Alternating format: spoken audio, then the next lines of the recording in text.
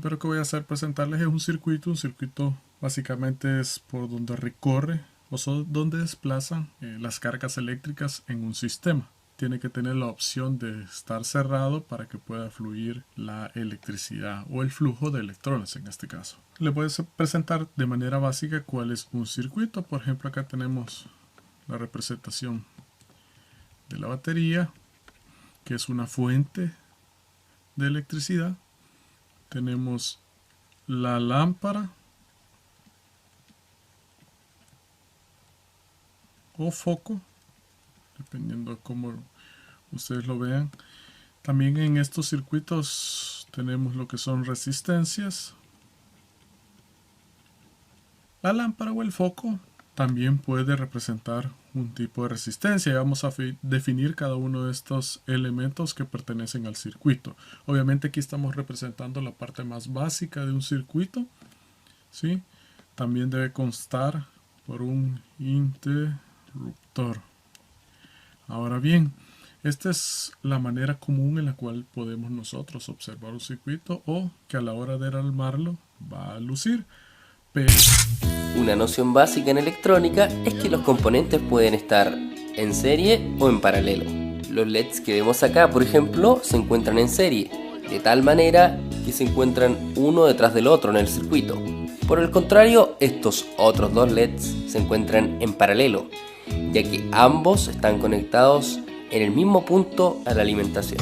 Esto tiene consecuencias en el voltaje y la corriente. Los LEDs en serie suman el voltaje pero mantienen la corriente, es decir, necesitaremos el doble de voltaje para encenderlos pero la misma cantidad de corriente. Si cada LED de estos se enciende a 3 volts y consume 20 mA, entonces para encender dos LEDs en serie necesitaremos 6 voltios y 20 mA. Por el contrario, los LEDs en paralelo suman la corriente y mantienen el voltaje. Para encender estos dos LEDs necesitaremos tan solo 3 voltios, pero 40 mA. Esto se aplica también a las baterías. Dos baterías de 12 volts en serie pueden entregar hasta 24 volts, pero entregarán la misma corriente como si tan solo se tratase de una. Por el contrario, dos baterías en paralelo entregarán 12 voltios, pero entregarán el doble de corriente. Así que si están armando un cargador. Todo buen electricista comienza por conocer la simbología eléctrica.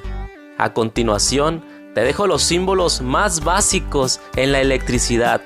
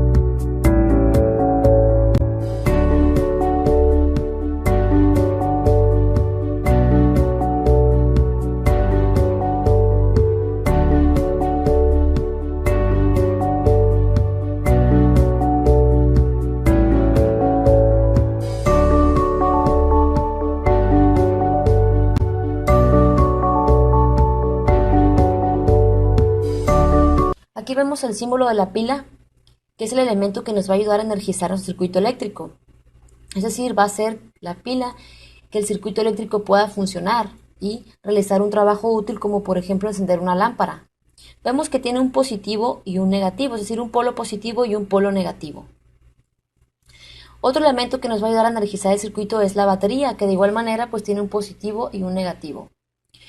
La resistencia se puede representar mediante con dos símbolos, este de arriba y este de abajo. Otro símbolo es la tierra, que vamos a ver en todos nuestros circuitos. Otro símbolo es el del conductor, se puede representar mediante una línea vertical o una línea horizontal. El conductor pues sabemos que usualmente es de cobre, ya que el cobre es un buen conductor de la electricidad. Y el conductor nos va a ayudar a poder unir nuestros elementos, como vimos en el video anterior. Otro símbolo es el del LED, que es un diodo emisor de luz, ya que como la misma palabra lo dice, emite luz. La emisión de luz se representa mediante flechas hacia afuera. Entonces, el LED tiene dos pines, dos patitas. Una patita, la cual es la positiva, la cual se le conoce como ánodo, y la otra patita, la cual es la negativa, la cual se le conoce como cátodo. Aquí podemos ver ya los elementos ya más gráficamente. La pila, pues todos hemos visto una pila. Vemos que tiene un positivo y un negativo. La resistencia, no todas tienen los mismos colores. Dependiendo del color de las líneas de estas tiras, las resistencias van a tener un valor u otro. Luego les voy a hablar sobre el código de colores de las resistencias. Pero las resistencias nos ayudan a poder tener un control sobre la corriente, porque como les mencioné, va a haber elementos, componentes que necesiten más corriente y otros necesiten menos corriente. Entonces la resistencia nos va a ayudar a poder darle la corriente justa a ese elemento. Como por ejemplo, como les dije, los LEDs usualmente necesitan 20 miliamperios. Entonces, la resistencia nos van a ayudar a darle justamente a nuestro LED esos 20 miliamperios. Luego lo vamos a ver con ejercicios y prácticas y todo eso.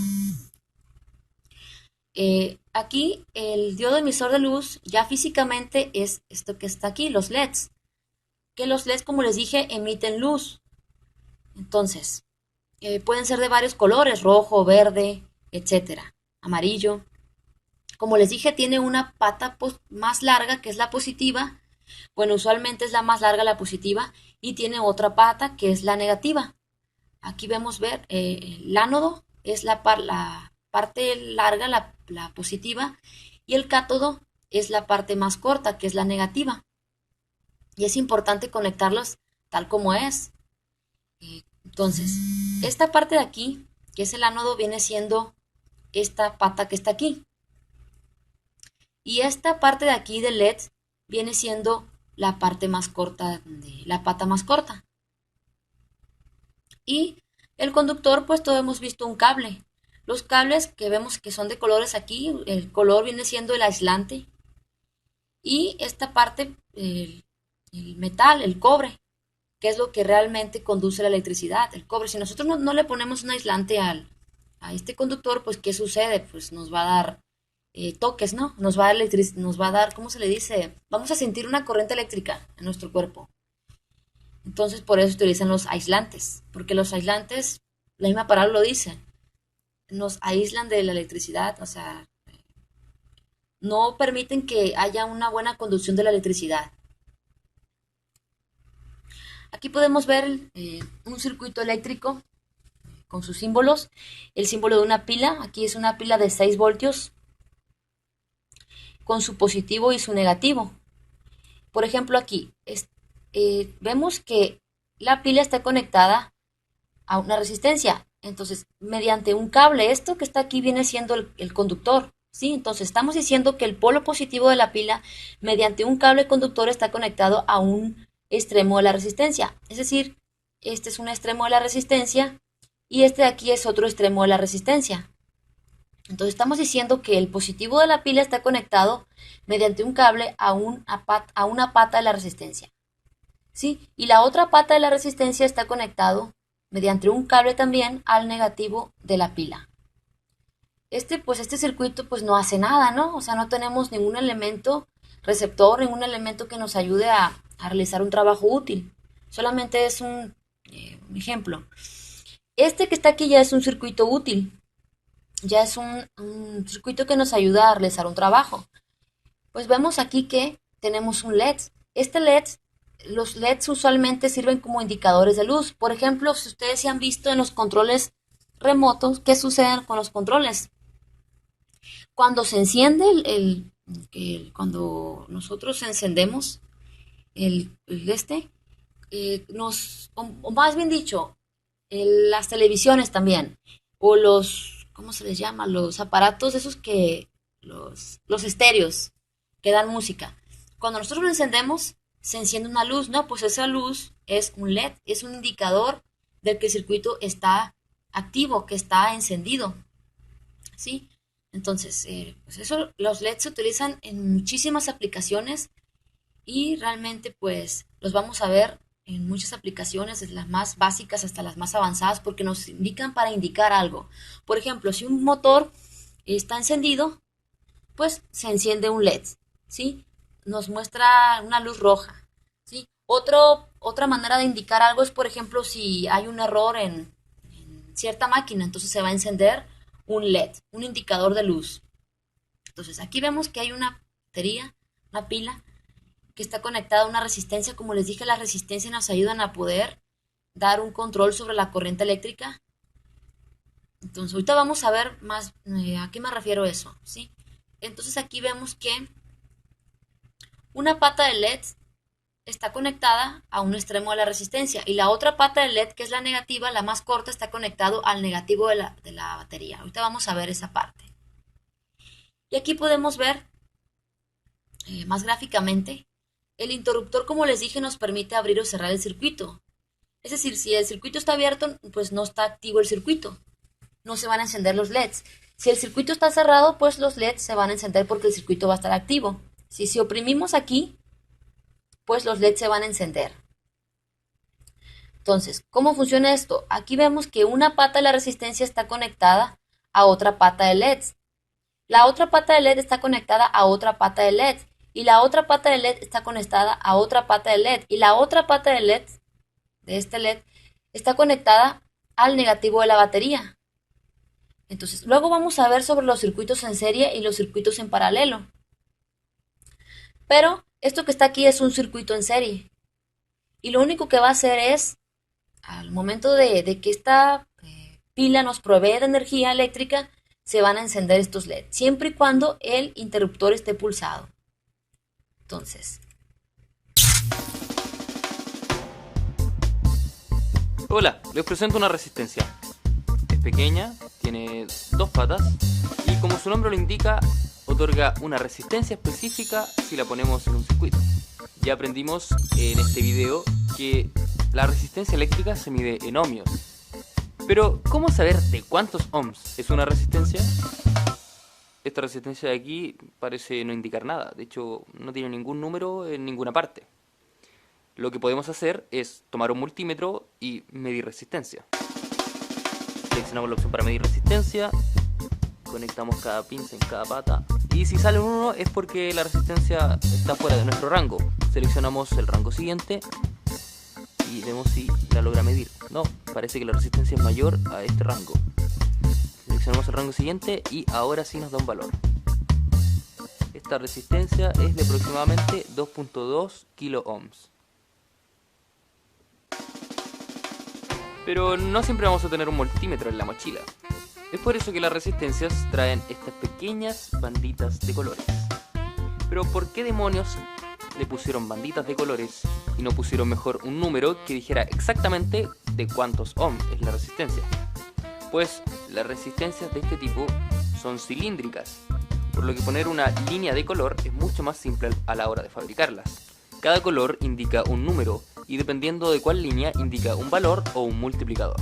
Veamos. El color negro representa un 0, el café un 1, el rojo un 2, el naranjo un 3, el amarillo un 4, el verde un 5, el azul el 6, el violeta un 7, el gris un 8 y finalmente el blanco un 9. Pero el truco no termina aquí. Porque existen resistencias con 4, 5 y 6 banditas. En el primer caso, las dos primeras banditas representan un valor, la tercera el multiplicador y la cuarta la tolerancia. En el segundo caso, las tres primeras banditas representan valor, la cuarta el multiplicador y la quinta la tolerancia. Y finalmente, en el caso de las 6 banditas, las tres primeras representan números, la cuarta el multiplicador, la quinta la tolerancia y la sexta el coeficiente de temperatura, dado en ppm o partes por millón. Ahora que conocen todos los casos, probablemente se preguntarán cómo identificar las banditas que están primero y cuáles al final. La clave está en identificar las que están más juntas y la que está aislada. En fin, hasta aquí el capítulo de... Hola, hemos aprendido mucho sobre resistencias. Sabemos para qué sirven, cómo se calculan y cómo leer su estúpido código de colores. Así que ahora creo que puedo comprar exactamente la resistencia que necesita mi circuito. O eso creo. Porque si bien todas estas resistencias entregan 75 ohmios, son todas distintas. Y eso es porque cada una soporta una potencia diferente. Como la potencia se mide en watts o vatios, podremos encontrar resistencias de 1/8 de vatio, 1/4 de vatio, 1 vatio, 3 vatios, 5 vatios y así sucesivamente. Pero bueno, si todas entregan 75 ohmios, ¿cuál debo elegir? Para saberlo, debo utilizar una pequeña fórmula. En electricidad, la potencia se puede expresar como el voltaje multiplicado por la corriente. El resultado será la cantidad de vatios que debe tolerar mi resistencia.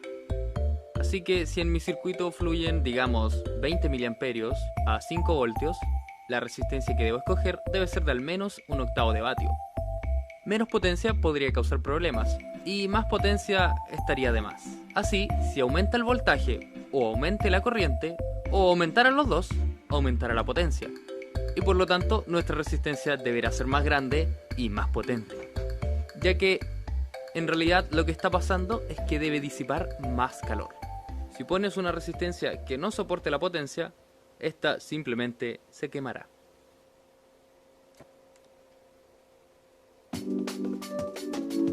Así que nunca deben olvidar que al elegir una resistencia, su valor en ohmios no es lo único que importa, sino también la potencia para la que fue diseñada. Y eso se calcula en forma muy simple, multiplicando el voltaje y la corriente que fluye en nuestro circuito. En fin, creo que con eso ya tendremos para...